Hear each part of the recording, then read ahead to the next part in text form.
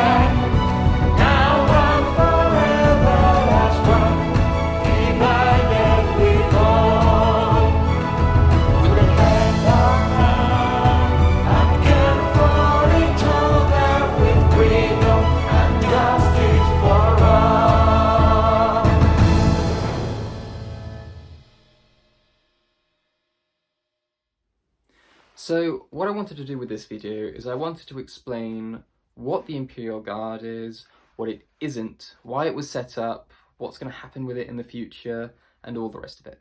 So with that, I just want to, right off the bat, I just want to say the Imperial Guard is not an army. It's not an armed forces. It was never intended to be that. It was almost an afterthought after Stomaria was founded as to what the Imperial Guard was going to be. I was far more interested in developing the values and the objectives that we were striving to achieve. I was more interested in the design of the flag and the emblems and the crest and all the rest of it. I was far more interested in that sort of development, the developmental side of Stomaria, rather than coming up with a military wing, if you like. So I just wanted to say from the get-go that the Imperial Guard is not an armed forces. It's not designed to combat other Micronations or protect our borders or whatever else. The Imperial Guard was actually established primarily just to act as stewards for public events. And that's exactly what it says on our website. You know when you go to like a protest or a march or, even just any event really, you'll have people in high-vis jackets or whatever, looking after the crowd, looking after the protesters or the customers or whatever it is. And we wanted that equivalent, but we wanted something less modern, I suppose is the word I would use. Something a bit more formal, a bit more professional, something that will make people go ooh ah sort of thing, So that's why the Imperial Guard was founded. That's what the primary function of the Imperial Guard is. But obviously, as a lot of our supporters will know, we were founded sort of June 2019, and then 6-9 months down the line, we had a bit of a global pandemic issue, which meant public events and meetings and all the rest of it couldn't happen. And so, the idea of the Imperial Guard was very much put on the back burner for a long time. And even after the pandemic, or I should say after the restrictions being imposed on us are lifted rather than pandemic being at an end, we still probably will not have a use for the Imperial Guard in the immediate future, because it will take some time to adjust to the new normal. It will take some time for people to build up the confidence and the courage, I suppose, to go out and mix with people who wouldn't they normally mix with. A lot of people will adapt a lot quicker than others, but it's not something that we need to sort of pressurize ourselves with. So from the get-go, I just wanted to make that very, very clear. So a few months after we founded Stomaria, we purchased some high carbon steel sabres for what would become the Imperial Guard. Now, these sabres were of Hungarian origin. There was a clear mix of Eastern and Western influences in there, and I really like that. I like that blend of civilizations. Because Stomaria, I mean, from its inception, we've always tried to sort of pick elements from different societies, civilizations throughout different time periods, and tried to blend them together to create a nice mix and sort of create our own identity that way. And so that really fitted in with what we were trying to do. They were sharpened, and they were sharpened as we requested them to be sharpened, because when we established the Imperial Guard, we wanted to make sure that people didn't confuse it, the attire and the equipment for just costume shop uniform and some toy swords. These are lethal weapons, so they're obviously not intended to be used on anyone, but we needed to make sure that what we were doing was genuine.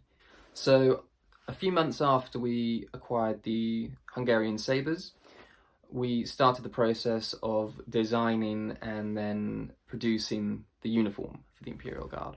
And this was always a bit of an issue, because ideally we did spend some months trying to find like an off-the-shelf, off-the-rack uniform that we could just tweak a little bit and adapt to our needs.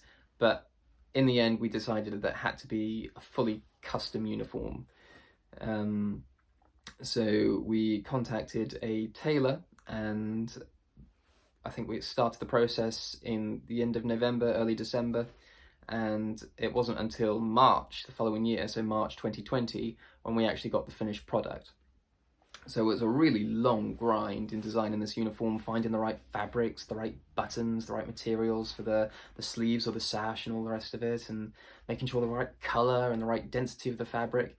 It was definitely a mission.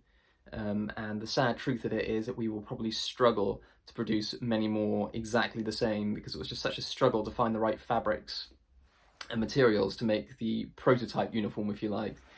So we'll just have to see going forward how we cope with that.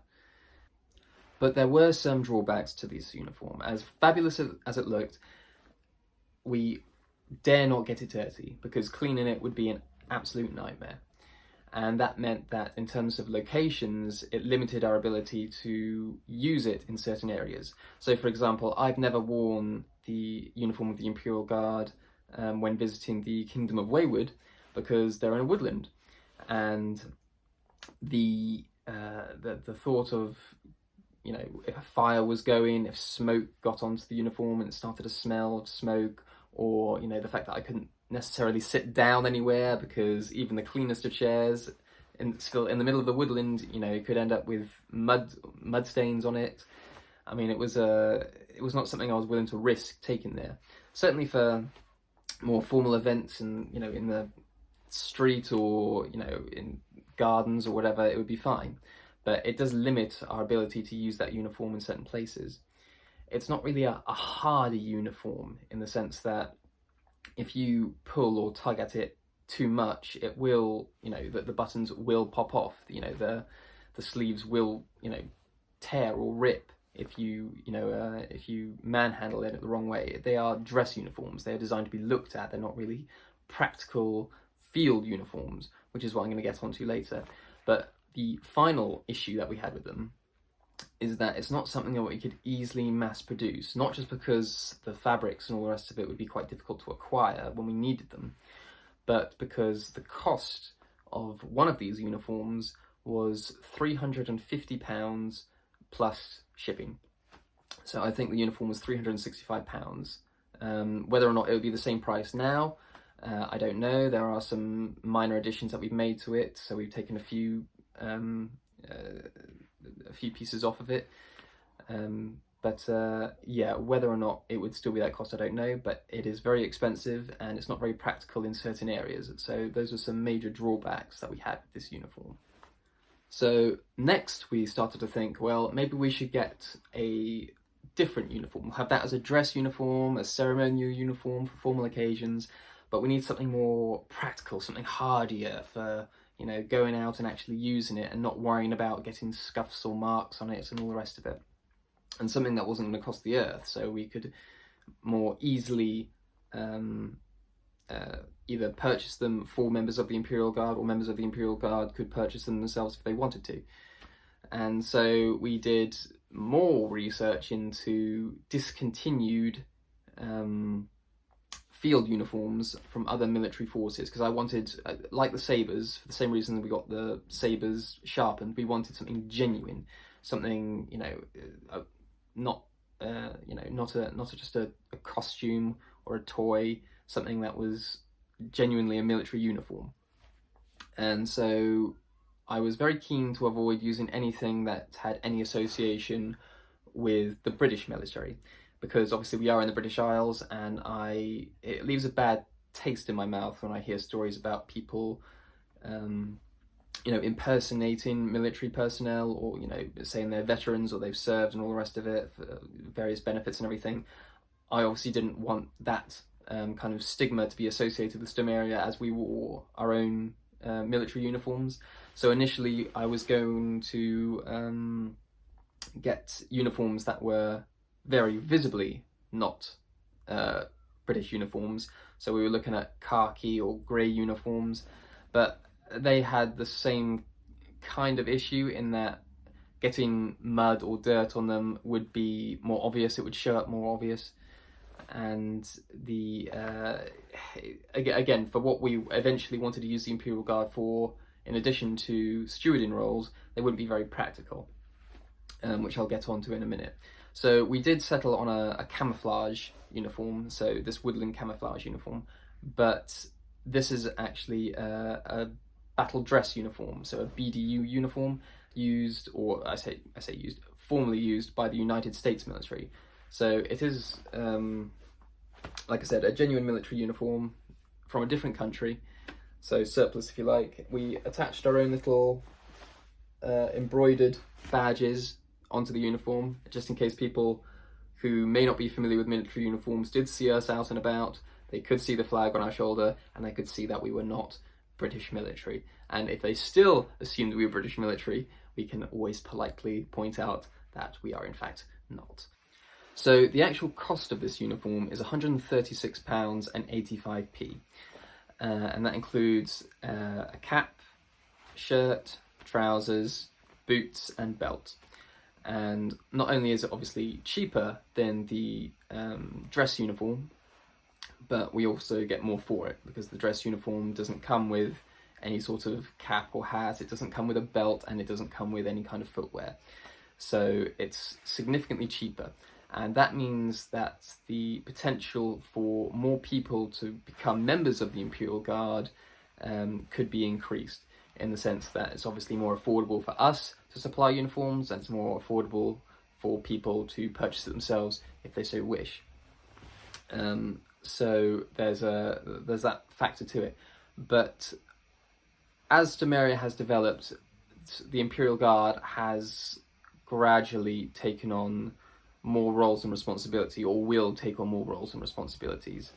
So in addition to stewarding, which is still their primary focus, it's a case of things like pest control, the hunting of small game, you know, sort of target practice, and being out and about and doing more practical jobs, either be it construction or maintenance or whatever it may be. These are the kind of roles that require this sort of field uniform. And like I said earlier, the reason we didn't go for khaki or grey, you know, full khaki or grey, where we would be quite visibly different from most field uniforms in macronational militaries, is that obviously if we are taking part in those sorts of activities, you know, pest control, hunting, then you really don't want to stand out too much, and those sorts of uniforms definitely didn't have that going for them. So yeah, so that's why we settled on the woodland look. And yeah, I mean, the next thing that we are looking to acquire are firearms. And when I say firearms, I'm actually talking about high-powered air rifles. I have been looking for some months at sort of different types of air rifles, be it spring-powered, CO2, or whatever else. And I'm still umming and ahhing about it, because I would ideally like bolt-action rifles, but they have to be, to get an attractive-looking bolt-action rifle, air rifle, it's typically CO2 powered, and there's a lot of drawbacks with CO2 powered air rifles. So we might just have to bite the bullet and get some spring-loaded, break barrel air rifles, which will suit our needs. The reason that we're not getting actual firearms, in the sense that we're not getting proper bolt action rifles or proper rifles or shotguns or whatever else, is because unlike most parts of the world, rightly or wrongly, in Britain there are very tight restrictions and regulations on owning firearms, and you have to get all kinds of certificates or what do you call them? Yeah, you have to register them, get certificates for them, but you also need permission from local law enforcement if you want to do it, by the books, which is what we've always strived to do. And it would be quite difficult to justify buying, a high-powered rifle, bolt action or otherwise, and say, yes, we want this to hunt a rabbit on our land. So it's not really something that's practically done from our perspective. But high-powered air rifles, they don't require licensing, they don't require permissions. We can buy and accumulate as many as we want, within reason. And we can use them to fulfill the jobs that we have set ourselves. So that'll be the next thing that we acquire for the Imperial Guard. That'll be the next step in its development. But until, a bit further down the line, when things are fully opened up and we can sort of, see the pandemic in the rear view mirror, we're very limited as to what we can do and how many people we can get involved. But if you do want to become involved in Stomaria, and specifically the Stomarian Imperial Guard, feel free to let me know. I mean, sooner or later we will be able to open up the doors to recruits, and we'll obviously consider your own sort of age, maturity and credentials and all the rest of it, but it is open to everyone. So yeah, if you like the video, please feel free to give it a like, subscribe to our YouTube channel, and I'll catch you in the next one.